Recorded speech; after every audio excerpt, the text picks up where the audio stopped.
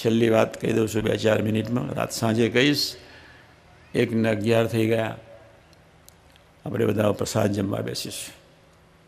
આપણે પ્રસાદ જમીએ છીએ, ઉતાવળ નહીં કરતા.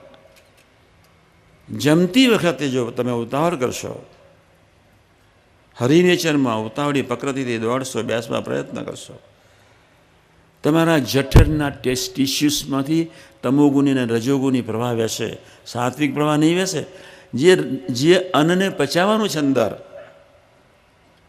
એ આખી જ અંદરની જે ગરમી રાશિ બની જશે.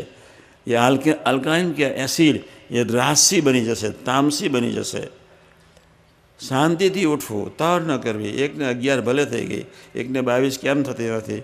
આપણે જવાનું છે, ચાલવાનું થોડું ઉતાવળું છે, સાથે 2 કલાકમાં આપણે જમી લેવાનું છે.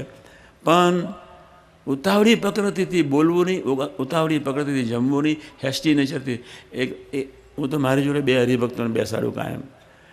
તો એક હરિભગત મારા કરતાં એને 5 ગણું ખાધું છે.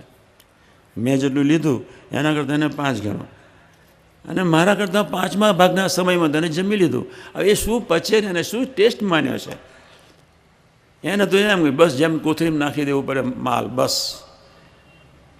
એટલે આ બળદ થોડું ચાવીને ખા, 1 મિનિટ શ્લોકને સાંભળ.